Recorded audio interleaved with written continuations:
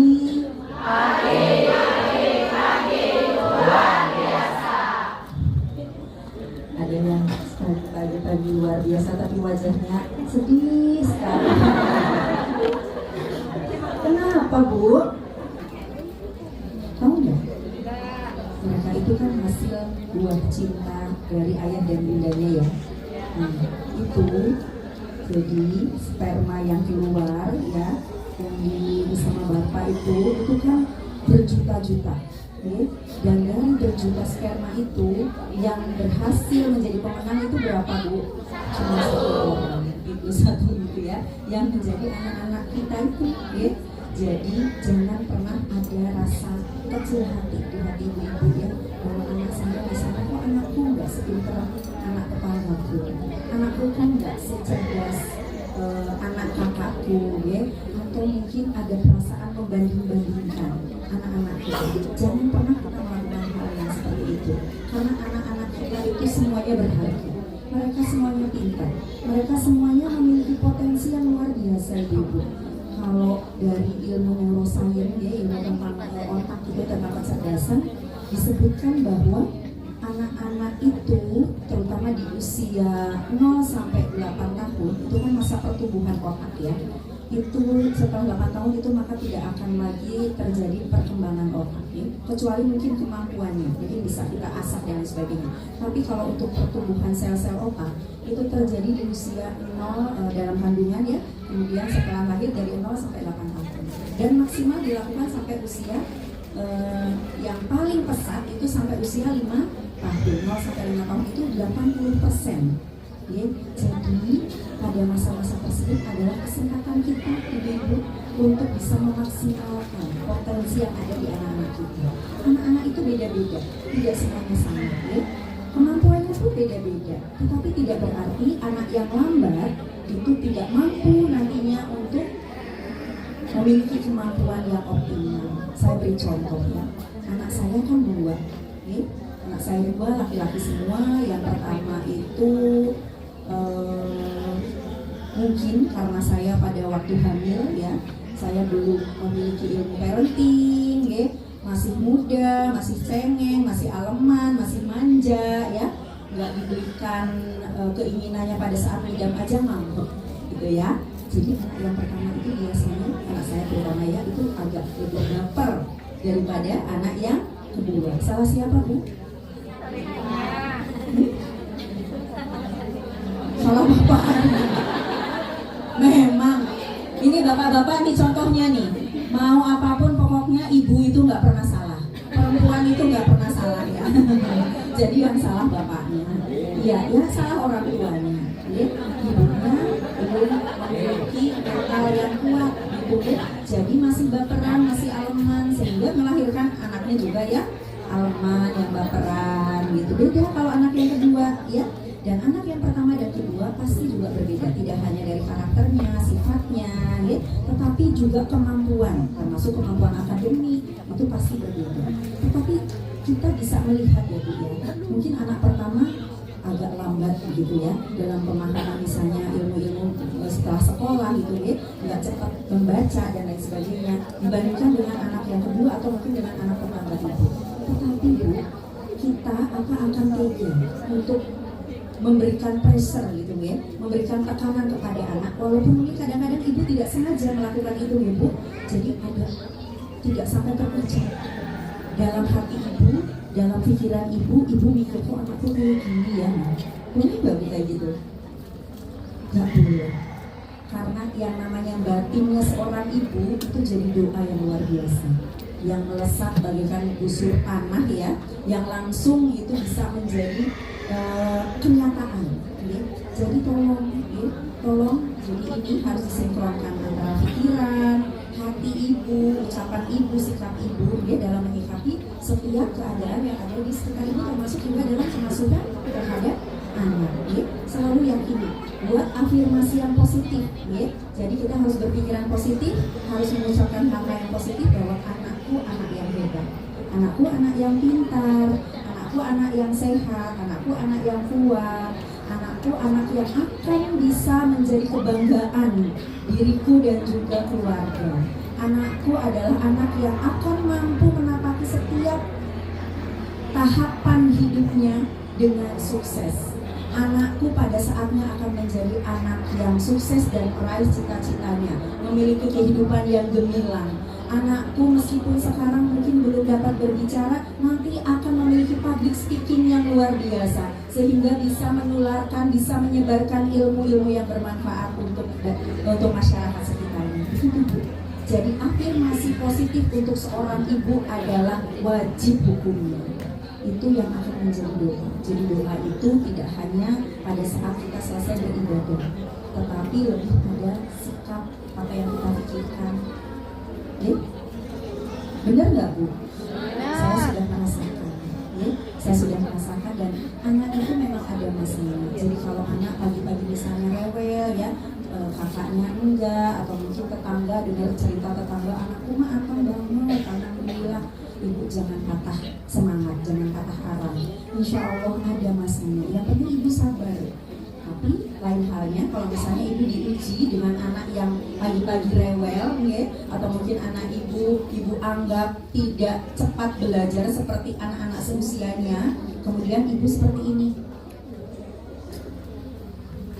Dalam hati afirmasinya negatif, ya, berpikiran negatif.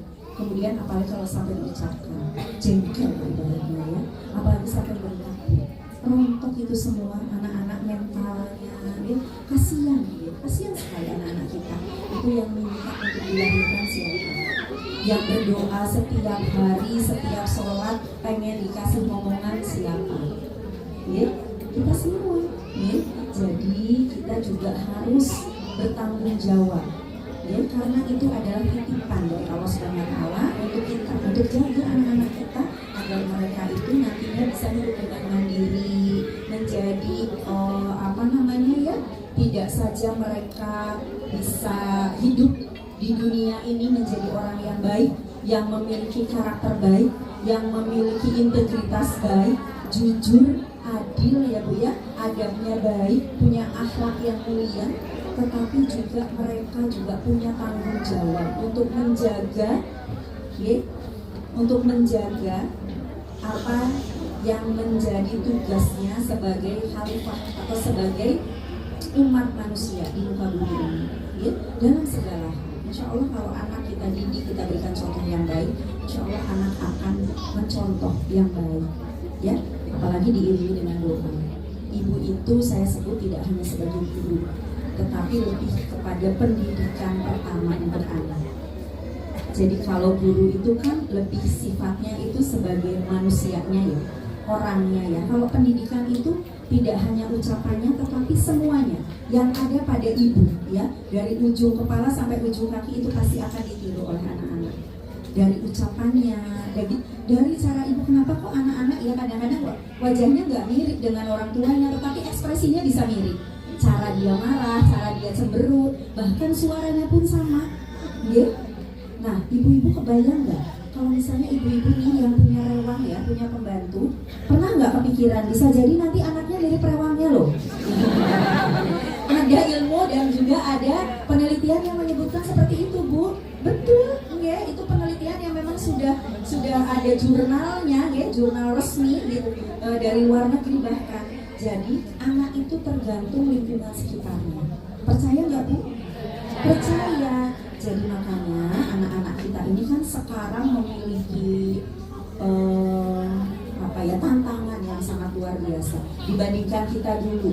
Kita kan hanya terpengaruh oleh keluarga kita, lingkungan tempat kita bermain, ya, lingkungan tempat kita belajar di sekolah. Tetapi kalau anak-anak keluarganya sudah baik, ya, kemudian main di luar teman-temannya baik sebenarnya, ya, tetapi terus mulai ikut-ikutan buka HP, lihat internet, ya, semakin banyak cobaan untuk anak-anak kita dibandingkan kita dulu. Kalau kita dulu paling ya main jauh-jauhnya ya ke balong, ya, ke sawah, ke mana lagi, Bu?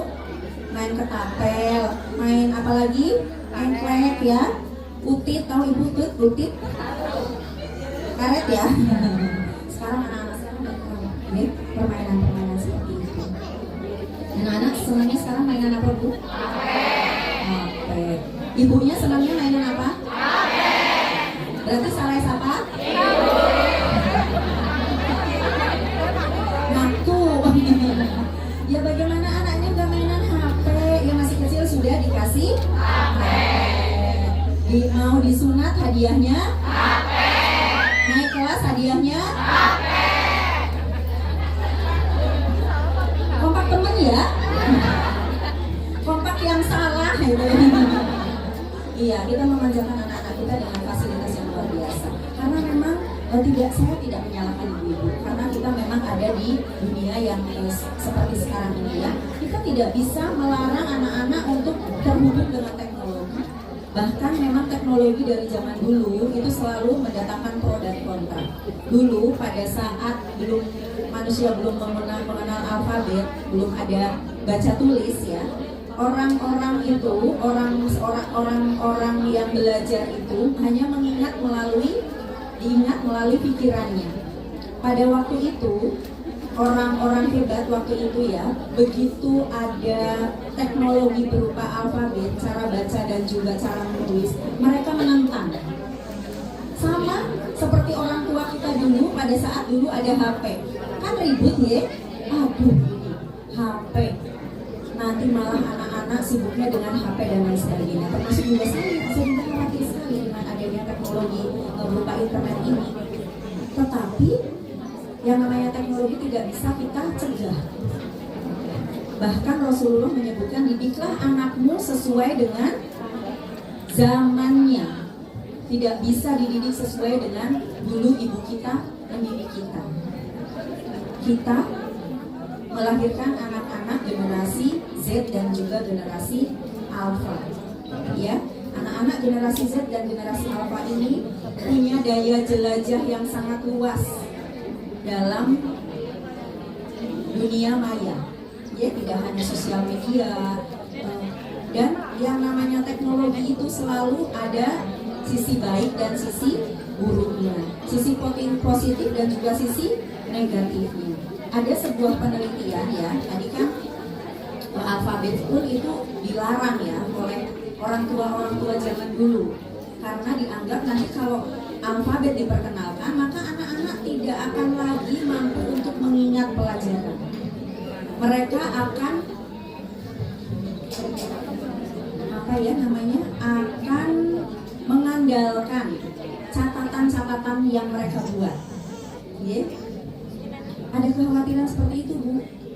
Tetapi nyatanya sekarang kita yang merasakan kalau tidak ada catatan-catatan, kalau tidak ada ilmu untuk baca tulis, kita mau seperti apa? Ya? Ilmu-ilmu yang zaman dulu itu tidak akan mungkin bisa kita dapatkan gitu ya.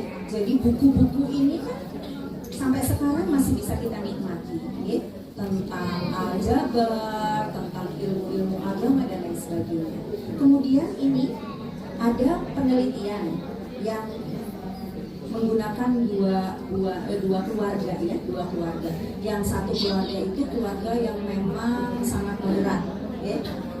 Memperbolehkan anak-anaknya untuk mendapatkan akses seluas mungkin terhadap teknologi, termasuk juga gadget gitu ya, internet dan lain sebagainya. Kemudian ada lagi yang satunya lagi yang benar-benar itu sangat agamis gitu ya, nggak boleh nonton TV, nggak boleh pegang HP dan lain sebagainya. Lakukanlah uji coba ya. Kemudian setelah sekian lama didatangi lagi ke situ, kemudian dicek bagaimana anak-anak tersebut tumbuh kembangnya. Ternyata dua-duanya tumbuh kembangnya bisa berjalan dengan baik ya. Anak-anaknya menjadi anak-anak yang baik, anak-anak yang soleh, anak-anak yang cerdas. Ternyata apa yang dilakukan oleh keluarga tersebut? Keduanya, baik itu keluarga yang memberikan fasilitas kepada anak-anaknya terhadap teknologi maupun yang tidak, ya, keduanya itu melakukan hal yang sama, yaitu melakukan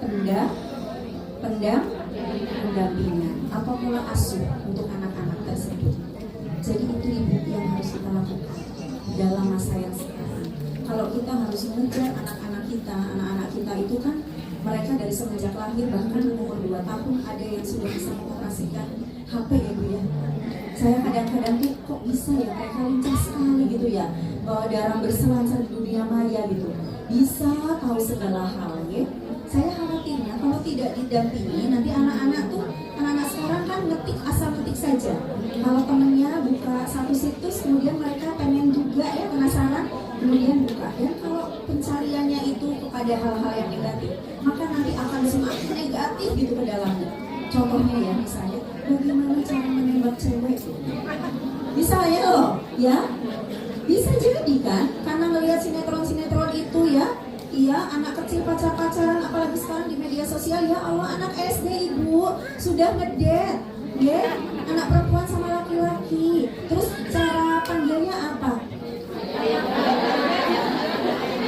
Berarti tahu ya yang viral itu ya, astagfirullahaladzim, itu anak umur berapa Ibu? Saya ya Allah, ini anak kecil, ayang bunda dan ayang ayah ya. Saya sampai ya Allah speechless banget. Saya aja kalau manggil Pak Awal nggak berani kayak gitu, sayang kalau cuma berdua saja. Itu kok di depan media ya mereka berani sekali meskipun dengan malu-malu. Nah itu bisa menjadi pemicu anak-anak kita untuk penasaran Bu. Mereka nanti cari bagaimana cara nembak cewek gitu ya. Nanti pertama nembak cewek, kemudian maaf ya, bagaimana cara biar boleh meluk cewek, bagaimana biar maaf cium cewek ya. Iya, bahaya sekali Bu. Nanti ini akan terus saja sampai ke hal-hal yang seharusnya tidak boleh dari anak kita. Jadi saya titip untuk ibu-ibu semua yang ada di sini ya, itu anak-anaknya didampingi. Jadi seorang ibu itu sudah tidak boleh lagi egois, hanya memikirkan kebaperan kita, hanya memikirkan ego kita ya. Ini masa anak-anak itu, masa anak-anak patuh ke kita itu nggak lama. Masa mereka itu mau gerendotan ke orang tuanya itu nggak lama. Paling sampai SD lah, SD pun juga nanti usia udah kelas 5, kelas 6 mereka udah punya dunianya sendiri. Udah lebih asik untuk main sendiri ya. Udah nggak mau dipeluk sama ayah dan ibunya, udah nggak mau dicium. Nanti baru ibu-ibu baper, rasanya aku tuh kayak jatuh cinta tetapi bertepuk sebelah tangan katanya. Jadi kalau menghubungin anaknya, nak sudah makan apa belum? Nak hari ini kegiatannya apa? Dijawabnya cuma sibuk. Nah hari ini nak kenapa nggak bisa pulang, sibuk ya? Ye, jawabnya cuma ye aja. Katanya Bu, ya Allah itu kan berasa ibu lagi pendekatan ke pacarnya, calon pacarnya, tetapi tidak ditanggapi ya, kayak dicuekin ya. Sakit hati nggak Bu? Sakit nggak Bu? Melangsa. Itu juga yang terjadi pada anak-anak pada saat ibu nyuekin mereka. Sakit hati mereka Bu. Jadi jangan salahkan mereka di saat mereka sudah dewasa, sudah remaja, mereka meninggalkan kita. Benar nggak? Anak itu bagaikan kertas putih. Kita mau nulis apapun, ya itu yang akan diingat oleh mereka. Terutama orang tua. Ya, jadi mau sebesar apapun hambatan yang ada di luar, kalau kita menanamkan 8 fungsi keluarga, ya fungsi kasih sayang, fungsi perlindungan, fungsi pendidikan, kesehatan reproduksi, dan yang lainnya, insya Allah anak itu mampu untuk berdiri tegak, ya, untuk menjadi tetap anak-anak sesuai yang diharapkan dan sesuai yang didoakan oleh orang tuanya. Begitu Bu. Jadi saya di sini kan berbagi pengalaman karena anak-anak saya udah besar Bu. Saya juga pernah merasakan kayak dulu, termasuk sekarang juga kadang-kadang kalau lihat kadang sudah dicuekin. Karena dulu anak saya juga sering ditinggal kerja begitu ya. Jadi ibu-ibu ya tolong, ini saya mengingatkan untuk ibu-ibu biar nggak ada penyesalan nanti di kemudian harinya. Manfaatkan pada saat ini anak-anak memang masih membutuhkan kita. Gitu. Selalu dekat, apapun yang mereka keluhkan, mereka menjadi seperti apapun, tolong disupport. Ya, insya Allah anak-anak ini semuanya adalah anak-anak yang akan menjadi pemenang kemudian hari. Tergantung dari apa yang ibu pikirkan, apa yang ibu doakan, apa yang ibu ucapkan untuk anak-anak semua. Siap ya ibu-ibu ya? Karena ini saya merasa ini penting Bu. Karena katanya kan Indonesia itu di tahun 2045 memiliki bonus demo demografi. Bonus demografi itu kenapa? Karena pada 2045 pada saat 100 tahun Indonesia merdeka, ya, itu hampir 70% atau bahkan lebih dari 70% masyarakat Indonesia itu ada di usia produktif. Ya, usia produktif itu berarti anak-anak yang sekarang nih, karena kan 16 tahun lagi nih, sekitar 16 tahun lagi ya Bu ya, untuk Indonesia Emas ya. Kita kan kemarin 76 ya, ulang tahun kemerdekaan. Ya, untuk 100 lagi kan berarti sekitar 16 tahun saja. Bukan waktu yang panjang gitu. Ya, itu waktu yang sempit. Kita harus mempersiapkan anak-anak kita benar-benar bisa nanti menjadi pemenang pada saat Indonesia ini menjadi Indonesia maju. Ya? Gitu. Tapi tidak bisa kalau misalnya anak-anak kita, ternyata anak-anaknya sekarang stunting, ya. Kemudian anak-anaknya kurang perhatian dari orang tuanya, anak-anaknya sering dibentak. Akhirnya mereka juga jadi generasi yang tak percaya diri. Kalau punya permasalahan mereka larinya ke teman sebaya. Kemudian mereka melakukan bullying kepada teman-temannya atau bahkan menjadi korban kekerasan terhadap anak, gitu. Ya, itu semua adalah tanggung jawab kita bersama. Bukan hanya tanggung jawab dari pemerintah. Ibu-ibu juga memiliki tanggung jawab yang sama beratnya. Ya, tolong bersabar ya Bu ya, karena menjadi ibu itu ganjarannya itu sangat luar biasa. Ada anak-anak, dari ibu itu bisa mengatakan anak-anak menjadi anak-anak yang soleh. Ganjarannya apa Bu? Surga. Ya. Jadi berlelah-lelah dulu nggak apa-apa ya Bu. Ya, kalau pagi-pagi misalnya nggak sempat masak, beli online. Beli online-nya apa Bu? Baru saja bilang katanya ganjarannya surga. Kalau kayak gitu nanti yang dapat surganya berarti bakul sebelah. Bakul online ya. Iya, orang tuanya kok gampang sekali. Boleh seperti itu sekali-kali. Tapi Bu, dalam setiap masakan yang kita buat itu kan ada cinta dari ibu ya. Kemudian juga ada doa.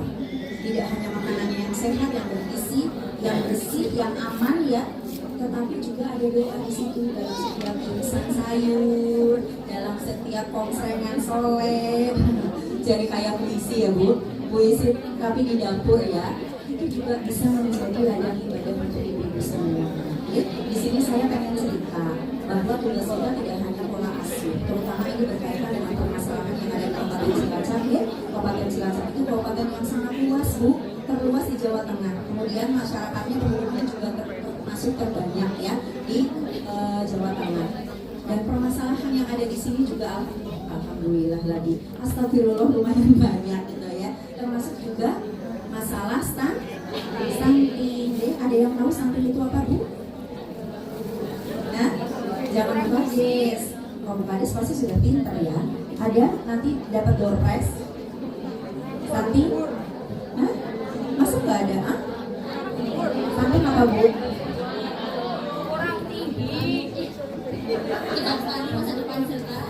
Sudah stunting masa depan cerah. Kurang tinggi. Kalau tumbuh terus kurang tinggi, kembarannya lambat. Ya, 3 sampai 5 tahun. Jadi stunting itu kondisi gagal tumbuh ya Bu ya, yang terjadi pada anak usia balita dikarenakan kekurangan gizi kronis yang terjadi pada 1000 hari pertama kehidupan. 1000 hari pertama kehidupan itu kapan Bu?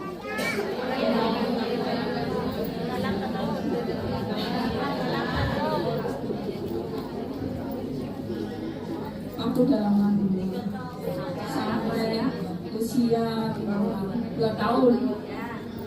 Ibu siapa? Ibu film. Film dapat door prize. Ya, jadi kalau stunting itu ya karena kekurangan gizi kronis. Yang mana anak-anak kita dan semenjak remaja itu senangnya sekarang kan boba, seblak ya, makanan yang manis-manis begitu. Kalau itu dikurangi ya dia, bahkan tidak hanya remaja, dari usia anak, dari usia balita itu ya, itu jadi kayak lingkaran itu ya Bu ya.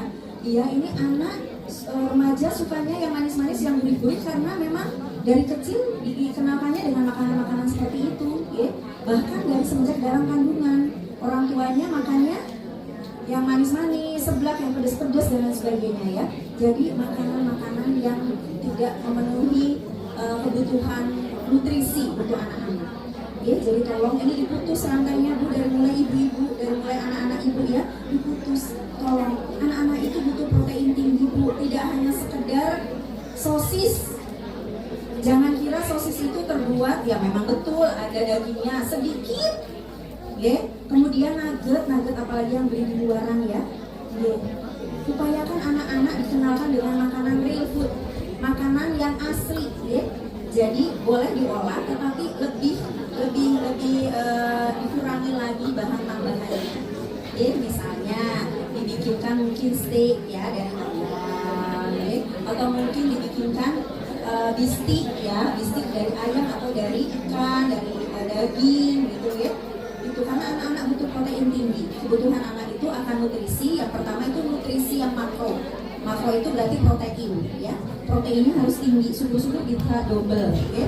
Kemudian yang kedua apa Bu? Protein, kemudian karbohidrat, lemak, ya. Kemudian juga anak-anak butuh mikronutrien, ya. Mikronutrien itu vitamin dan mineral, vitamin A, B, C, D sampai Z, ya. Sampai zinc, ya. Kemudian juga butuh mineral itu apa? Kalsium, zat besi, asam folat, ya.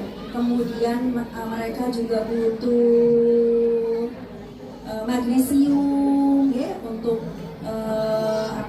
untuk pertumbuhan tulangnya, pertumbuhan gigi. Kemudian juga mereka butuh iodium, ya. Jadi semua kebutuhan itu ada Bu dalam makanan-makanan yang asli loh. Tapi banyak, seperti contohnya iodium itu kan akan menguap kalau dipanaskan, ya. Atau mungkin kalau pengolahannya terlalu lama, terlalu banyak tahapannya, ya. Itu kalau bikin nugget, kalau bikin apa itu sosis itu kan bahan tambahannya banyak sekali, Bu. Jadi tidak bisa, ya, disebutkan bahwa anak dapat protein cukup hanya karena makan sosis, ya. Apalagi nugget sekarang kan kadang-kadang tepungnya yang lebih banyak dibandingkan dengan ayamnya, ya. Iya, jadi juga harus seimbang. B2SA-nya harus benar-benar, ya. Jadi B2SA itu bukan hanya kegiatan lomba pada saat Hari Kesatuan Gerak PKK, atau pada saat Hari Kartini, atau pada saat hari ulang tahun kemerdekaan Republik Indonesia. Biasanya lomba B2SA ini ibu kades, ya Bu, pinter-pinter banget biasanya kader-kader, ya, ibu-ibu untuk buat menu-menu yang menarik untuk anak-anak yang kaya protein. Tetapi kalau di rumah biasanya gimana Bu? Bebeh, ya, bebeh, ya. Padahal itu sangat penting sekali. Anak-anak itu butuh protein tinggi, ya, baik itu dari susu, dari protein hewani, begitu, ya. Kemudian anak-anak juga butuh nutrien, butuh mikronutrien dan juga makronutrien itu semenjak dalam kandungan, ya, tolong diperhatikan. Kemudian dilanjutkan pada saat anak dilahirkan, ya, dilanjutkan dengan ASI eksklusif, dan jangan lupa untuk dilakukan IMD. Ada yang tahu IMD apa?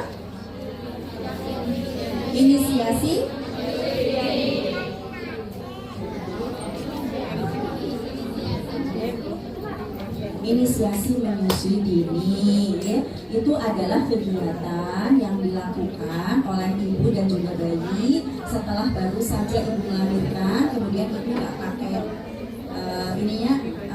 terbuka, ya. Kemudian bayinya juga tidak mengenakan baju, itu kemudian ditaruh di sini di dadanya ibu atau di sini, ya. Kemudian anak akan mencari putih ibu, gitu, ya, untuk nanti melakukan IMD. Itu kenapa itu penting, Bu? Karena di dalam air susu yang keluar pertama kali yang berwarna apa, ya Bu, ya?